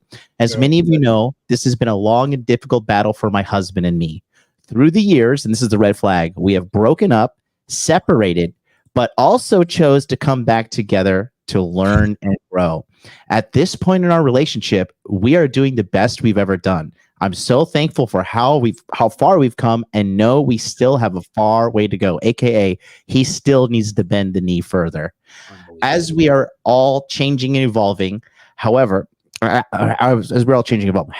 things have been going relatively easy consistently for about a month now for the first time in our relationship. I'm so grateful and love him so fucking much. I want to start by acknowledging masculinity isn't inherently toxic. When I talk about toxic masculinity, I'm talking about violence, domination, emotional illiteracy, sexual entitlement, hostility to femininity, homophobia, need for control. That's Frame right there. And she is the one. She's saying she doesn't have control. She basically, by saying he wants to be in control, is she's saying I want the control. The actions that harm other people, the behavior that keeps some men from moving forward, growing, and showing up for their families and people they love most. So that's the defensive investigator. And the hope for humanity is in the comment section. Just read it. But I just want to go back here. This right here is an example of no frame. We have broken up and separated, but they got back together. Guys, when you leave a girl, leave. It's over. Don't keep going back, because then you're going to find yourself being humiliated on the bathroom floor like this poor soul. And this is going viral, and this guy is just being completely humiliated by this chick because he has no frame whatsoever. So he's in her frame completely, and the thing is about that is she's going to get the ick by this. Like she's turning him into a woman. She's not going to understand it herself. She's going to be like, I think this is what I want. I think I want this guy to kowtow to me. And then after a month of him just being completely supplicant to her, she's going to go, I don't know what it is, but you're making my vagina dry, and she's gonna. Oh no, this is what they do. When they want to get revenge on you. Okay, this is a woman with a massive ego first and foremost. Oh, yeah. You cannot have a successful relationship either side if one of you has a massive ego. Okay. Secondly, he has probably done some stuff in the past that now she's like. And this is betatization by 1,000 cuts. Bro, are you kidding me? If my girl was like, sit here, okay, we're going to record this, and you're going to sit here and cry like a rainbow F word. Okay, I don't want to trigger Donovan. Yeah, wait, how did that conversation go? How did that conversation start? Like, think about that. Like, can you look like a pussy for me in the bathroom? Sit here and cry. And that, like, think of how evil and calculating this woman is, and this is her revenge tour, and she's going to beat him down, cheat and leave. Yeah, that's it. You know what? With a more masculine man, she's going to cheat with a more manly man. You know what? You want to know what the weird thing is like it just off the topic. If your girl ever does catch you cheating, she never leaves until you stop cheating. It's absolutely no, I'm serious. They leave. I've had so many experiences like this. They leave when I stop cheating. It's crazy. So there's a comment here that I would like MLD to address if he thinks it's even worth his time. Probably not. All right. Okay. Cool. I guess Seeing girls in Japan is nothing special. Okay, you got it. Fine. Thanks. Thanks so much for your profound insight. I'll go. We'll end the show on that one. I don't even care. Okay. Whatever. That's retarded. We do not care. Yeah, so I mean, I'll give this guy. Retard alert. So that's like, who gives a shit about that? But I mean, going back to the thing at hand here, this man is betraying himself. Yes, this man has betrayed himself, and he is. I mean, and then can I reshare the screen? Can I just do that? Okay, let me just show you some red flags here. Again, the red flags are there for a reason. Okay, so there's the tattooed Jezebel right there. So I mean, all the red flags in the world right there. This woman. Okay, this is pump and dump and then run and block. Okay, that's exactly what you do. They're in Oregon, which is the most try-hard state in the world. They try so hard to be as woke as California. But you can see the things here. Leave your wife. Everybody's coming out to see this. And actually, I'll just show you guys a little, like I said, a little bit of hope for humanity. In the comment section here. Oh, if I can scroll down for a second. I mean, it's Oregon. The state already emasculated him by taking away his ability to pump his own gas. There you go. Yep. See, this seems like toxic femininity. Haha, dude, she's reduced you to meme material. He has a cuck chair, manipulation 101. So we are winning the war here. Don't get disheartened. Gaslighting 101. I mean, everybody here, blink twice if you need help. Everybody sees it, and hopefully this guy wakes up, because this guy is getting DMs. He is slowly but surely, hopefully going to get out of this situation. I want to add, if he wants this, that's what's scary to think about. I want to add that the whole betatization process, it's a 5-step process, and most guys don't know this. I have an ebook. I'll drop a link to it in the chat. This will break down the process for you. You don't even know it's happening. She doesn't even know she's fucking doing it to you. Okay, but I'll drop a link to that in the chat if you guys want to know more. Okay. Yeah, I watched that same process more or less happen to a friend of mine that got with a family member that I knew, or that I had, that I don't really have a lot of contact with these days. She was also the one that kind of gaslit me on certain things. And yeah, I saw it happen to him in real time. And I actually made the cardinal mistake of trying to red pill him when I found this space and found out the hard way, because he wanted it to happen. He did. He would, just like I used to be. He believed all the blue pill bullshit, and I'm the bad guy now. Hey, Donovan, you wanted me to share something here? Yes. So I wanted to share something about about shit test. So as you guys can see on the screen, let me just blow this up, and I'll just go box by box here. Oh So, my God. yes. I can so relate to this. Yes, here we go. So boy meets girl, he likes her, she likes him, right? So a little time goes by. She says, baby, enough with the cartoon shirts. You're not 15 anymore. Get a polo or something else, right? So he gets the polo, right? Gets the polo. She says, honey, maybe you should shave.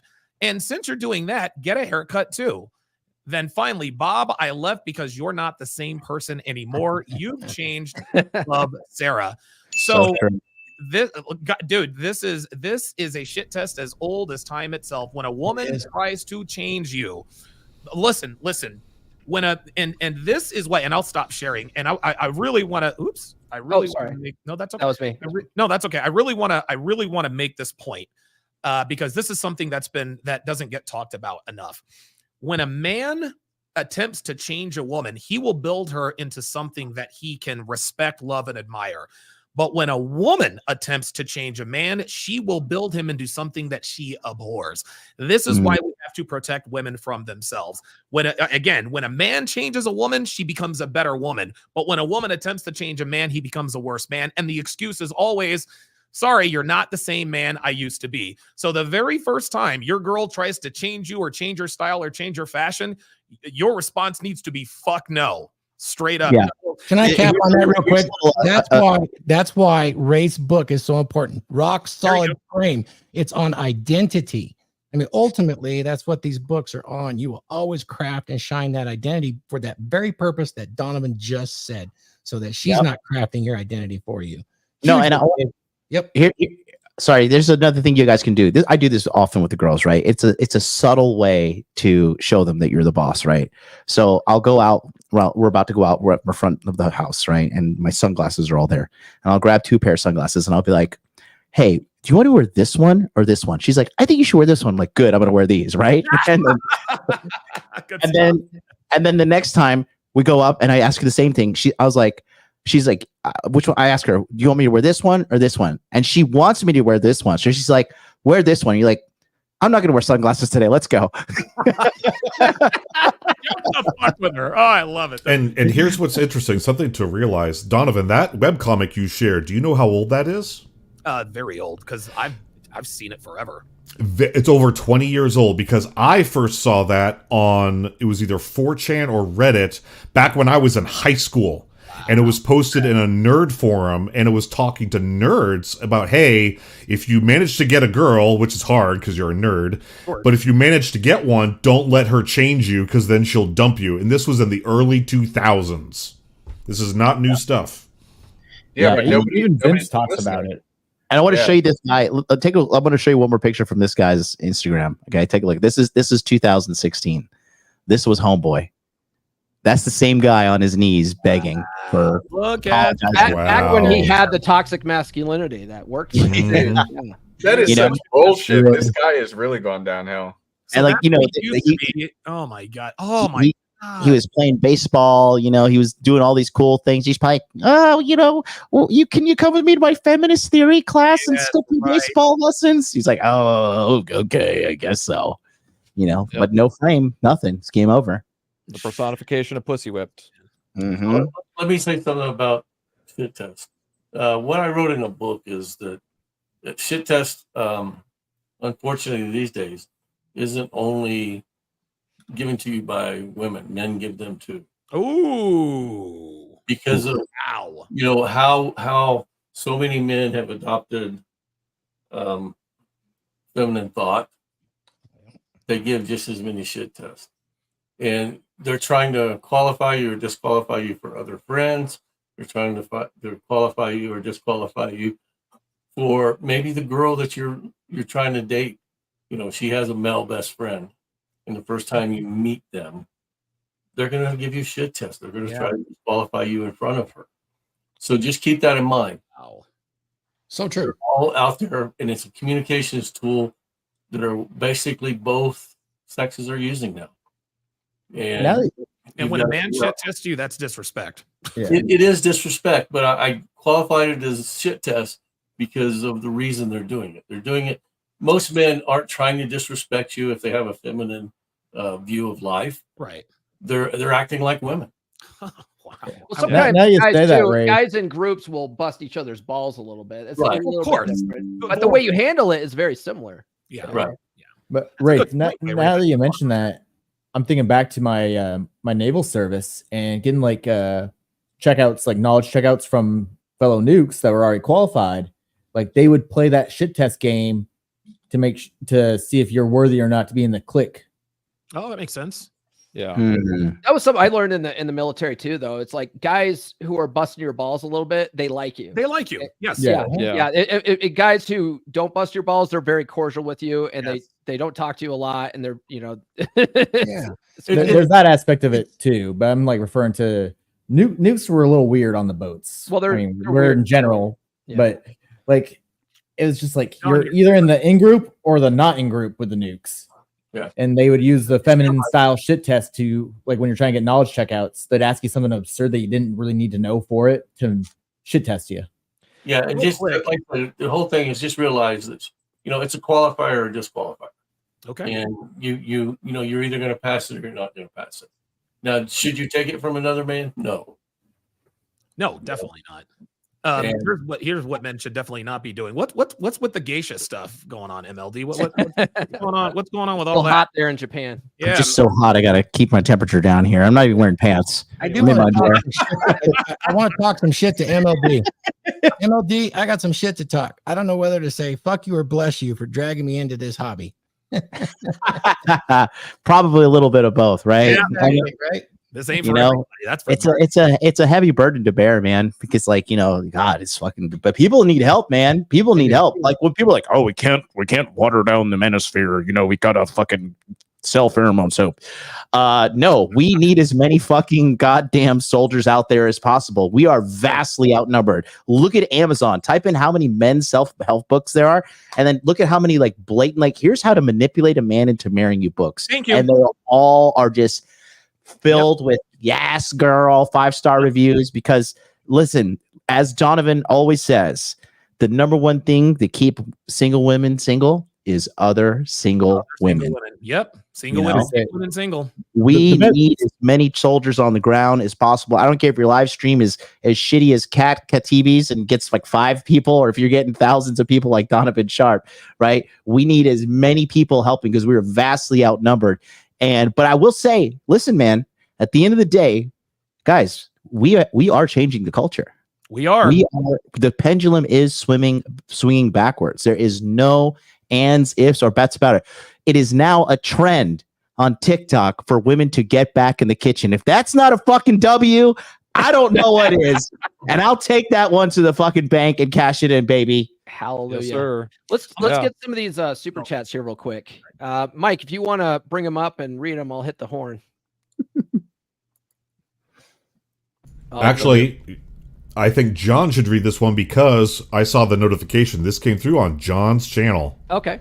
Oh, yeah. Shout out to Victor Ziegler, 10 euros. So true. I was a friend of everybody. The champ is here. There you go. Now, I was a friend of everybody. Now I realize I didn't have an identity. Strong identity equals few friends. Look, yeah, it's true. Like there's and another thing is this too. When you level up, when you get to a certain degree of success in any area, money, muscles, game, frame, right? Like I can't call my broke friends from high school and say, hey, my business isn't doing so good. I was making this amount of money and now it's only down to this. They'll be like, oh, bro, you're still making a lot of money. You know, I have to call people like Donovan and be like, hey, Don, like you're a digital marketing expert. You're a very successful man. Like, and he can be like, here's what you do, because Donovan and I are on the same level. But as you elevate and elevate and elevate, who you can relate to, it gets smaller and smaller and smaller and smaller.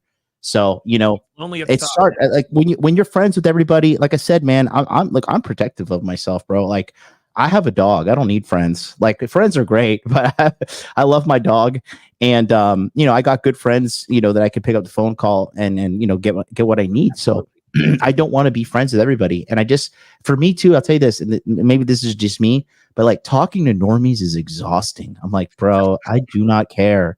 I do not care. Women don't reject me. I'm not broke. Like I'm not fat. I'm not addicted to porn. I'm not addicted to drugs. Like I don't relate to this shit. And like especially when they're just like, because a lot of people, when you're friends with everybody, you have to deal with everybody problems. And I don't want to deal with everybody problems. You know, I have elite problems. I want elite friends. You know, there's very few people like I called up Thor. It's like, hey, Thor, listen, I'm going to be in Cali. And can I drive out and hang out with you for a couple of days? And he's like, yeah, come on out, you know, and then we hung out. You know, he wasn't like, oh, you know, I got to check in with the wife and blah, blah, blah. None of that, you know.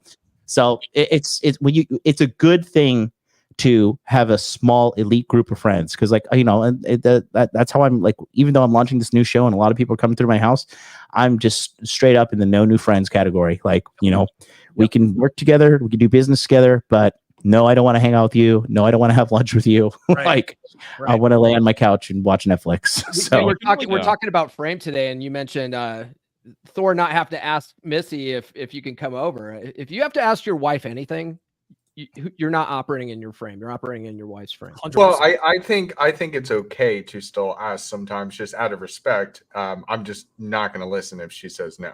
I don't ask Nurse Chick. I tell her, hey, Thor's coming over. Yeah. I'm the same way. My girl now, I'm like, XYZ's coming over. She's like, do you need me to cook? Yeah, do you want me to cook for you guys? Right out of my mouth. That's what I'll ask Devin. I've got XYZ coming over.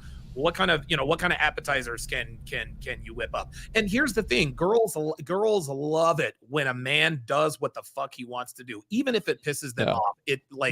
It's a turn on. And going back to what MLD said, yeah, you're right. You can't talk to other people about, like, you know, the 2 comma club problems. It just doesn't work. Yeah, I do the same thing. Piss them off, that's for sure. Just to, you know, next Thursday, our girlfriends are coming over for lunch, so be ready. Yeah, I tell my girl what's up, and then that's when she has the opportunity to inform me of logistical issues that could come up with that plan. There you go. Right. Other than that, I don't want to hear it. I'm going to do what I want to do. Look, this is how I did the CME. I said, all right, Dev, we're going to do the CME. And she's like, oh God, okay. Here are the potential challenges. And she was absolutely right, but we still pulled it off. Like, that's just how that goes. That was good too. You did good. I know this next one will be good. Yeah, this next one's going to be it's going to be different, but it's going to be a lot of fun. This one's for Donovan. Guys, woohoo. Can I do the Don DeMarco? Yeah, do it. Okay. There it is. Woo-hoo! I try not to use my soundboard on other people's panels, but yes, Ken Rose, longtime supporter of mine, longtime supporter of the show. So thanks. Pimpin' Ken. And we got a new $5 donation from Siege D. Good.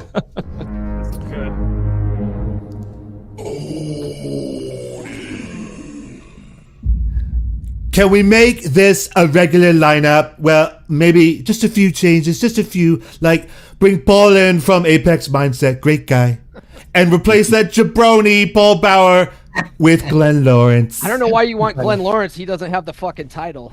Well, I fired Glenn Lawrence about a year ago. It was absolutely necessary.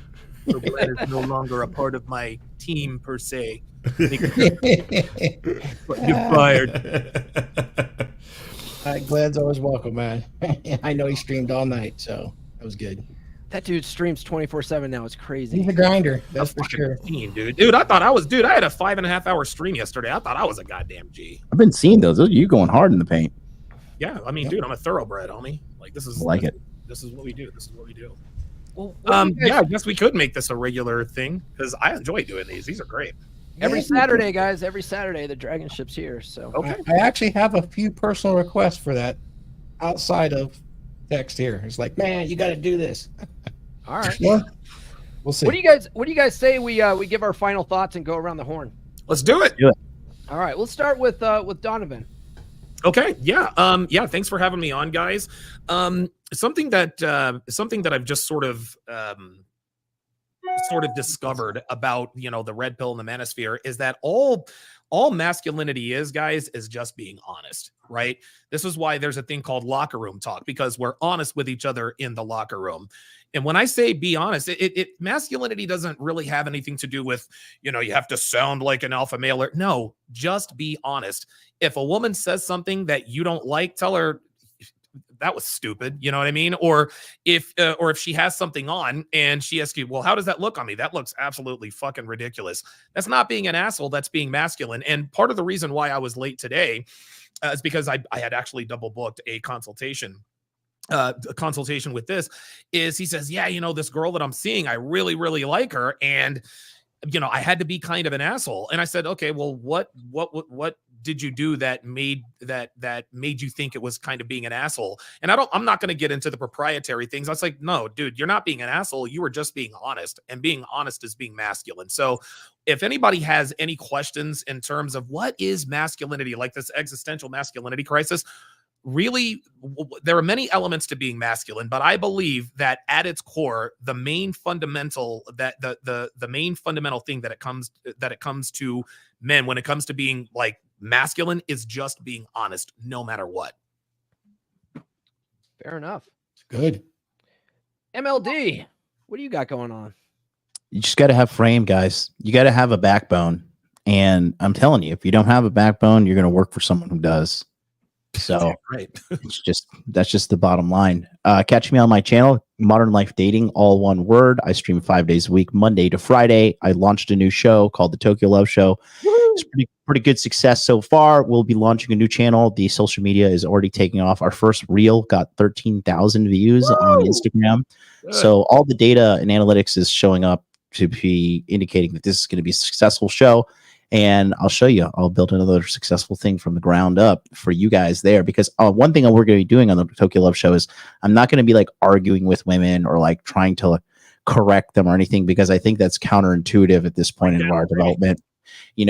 I just want you guys to hear that there are good women out there. And I want you to hear that like you don't need to be afraid of women. Okay. You don't need to be living in fear. Because if you're afraid of a girl, I got bad news for you. You are a girl. Okay. That's fair. All right. HUD, I'm sorry. Happy birthday. Oh my God. Oh, thank you, sir. Today is not my actual birthday, so that's don't want to dox myself on my actual birthday, but birthday weekend, birthday week. Isn't that what girls do? Birthday weeks, birthday month. Yeah. So the last thing I'm going to leave you guys with here, when we talk about and I love MLD's backdrop. When you added that, the money muscles game frame, it looks fantastic. Now, I think game is always most important because game is how you get what you want. But understand that game is about getting the relationship, being able to get any relationship that you want. Frame is about how to keep it. And the way to find me and kind of what we're doing over with my men's group, Men of Now. I will share the link again in the chat if anybody wants to follow. We are going through the entire history of the Manosphere. And actually next week is episode 1 of the 21 convention. We're going to do a 2-part episode. Yeah, well, we got to talk about it. We got to talk about the falling out. And Donovan, I may talk to you because I may want you to come on for the second episode in a couple weeks just to talk about how that completely screwed a bunch of things up. All right. Tarl, what you got going on? So still working on getting monetized on YouTube. Follow my channel. But yeah, frame trumps all, right? A lot of guys say game trumps all. I say that frame trumps all because that's how you, like HUD said, maintain everything that you've earned, right?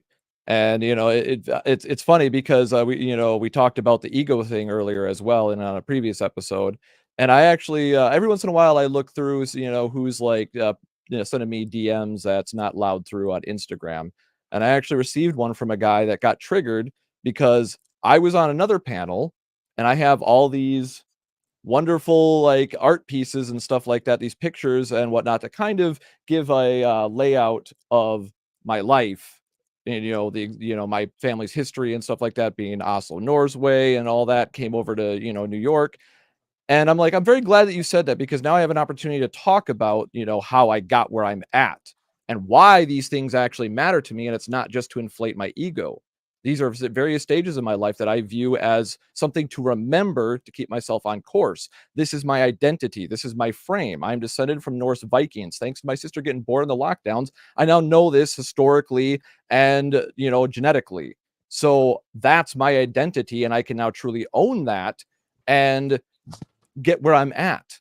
I've spent a lot of effort in gaining my reputation because like when I first was trying to help MLD out with his internet, Nobody knows who the fuck I am. And how do I tell a multimillionaire that he's got an internet problem that he can't perceive? Right?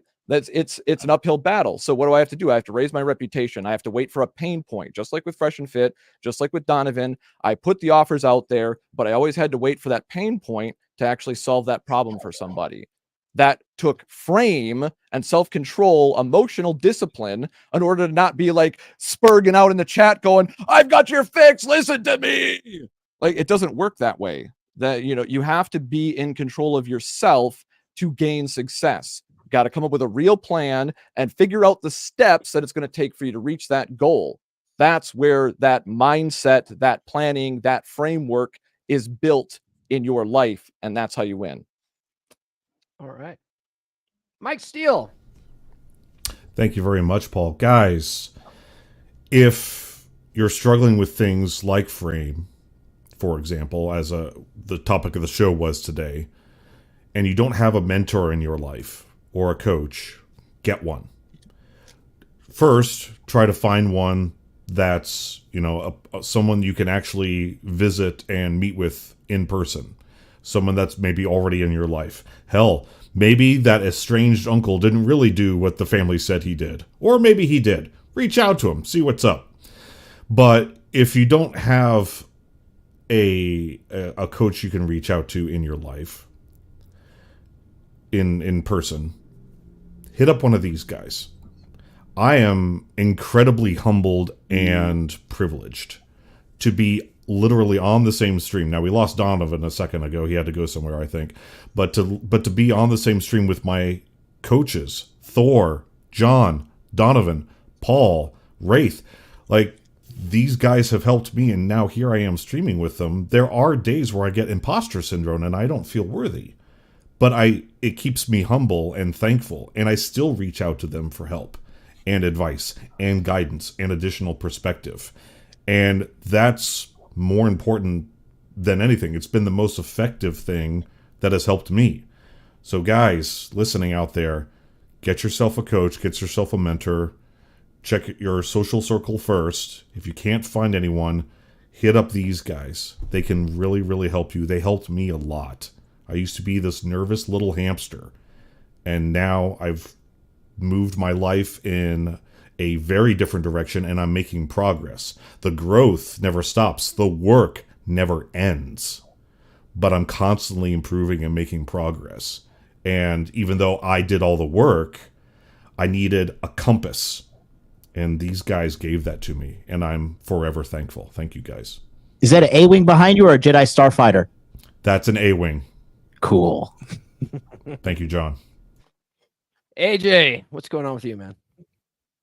I just put my links in the chat. Final thoughts on this.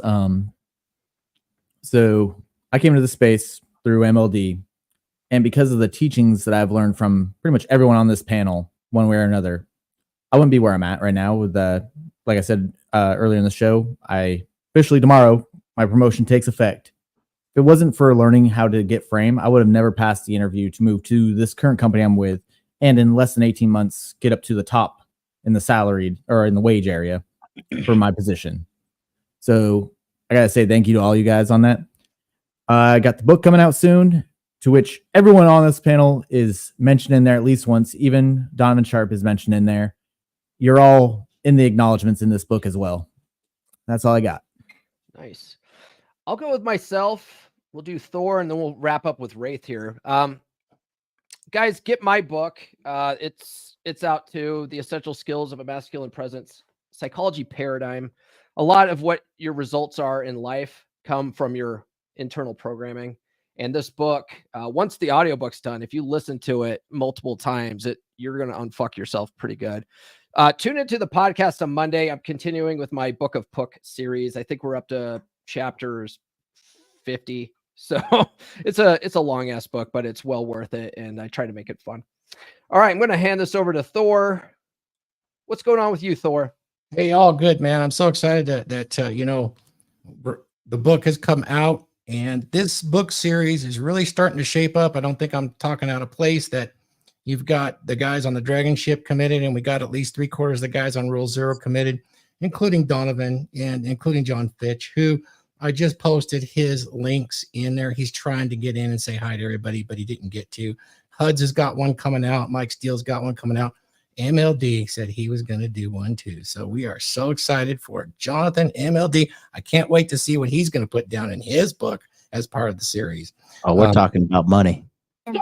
Oh man, that's a skill of prosperity. Mm-hmm. Wow. And you've proven that. And definitely your experiences would be extremely valuable being a multi-million-dollar earner, which I've experienced and watched you firsthand. And I really appreciated you and John coming out and visiting me. It was a real pleasure. You guys are some of my favorite humans for sure. Sorry about all the weed I smoked. That's your problem. Give me Vegas flashbacks. I'm sure Fitch didn't mind. I was just hoping for the strippers and the cocaine, but it didn't show. What the hell? Fitch is blowing through all my weed. You guys are journeymen for sure. All right. Good times. But yeah, I mean, I posted all the links. Guys, I did post one link in there. If you go back through the chat, if you like the intro music today, you can download it yourself. If you find the link, it'll be there. So, all right. And we'll have Wraith with the closing thoughts, since we are talking about Frame and his book today. Yeah, and I appreciate all the comments from you guys. But like I said, mostly the book is about giving you techniques, skills that you can use to, start basically developing a frame and understanding it. Everybody has a frame. It's just whether you have yours or you're using someone else's, I guess. That's one way to put it. I have a lot of books coming out. I've got 4 written right now. And there's 2 out right now. So, if you want to see those books, you can go on Amazon. They're there. And they're not the normal red pill type books. A lot of them are comparisons of, thought and stuff like that. But really, the main thing is when you talk about frame, you're talking about who you are, who people see you are, and how you think of who you are in your mind and how that's represented. So if you don't do anything, buy the book for just to read so that you can start evaluating yourself. But as far as where I'm at, I'm on Wraith_Detour, Instagram, Facebook, Telegram, X. You can reach me at any of those places. I hope you enjoy the book if you do buy it, and I hope you get some value out of it. And like I said, once again, to all the gentlemen on here and all the people that are, responding to me in Telegram and on Instagram, thank you for the comments. Thank you for the, the praise. But really, it's about changing lives and making, giving men the opportunity to really be men. So, all right. All right, that's all we have. Guys, we do have new Dragonship episodes every Saturday at 1:30 Eastern time. So if you guys enjoyed this episode, definitely come back. That's all we have. Skull.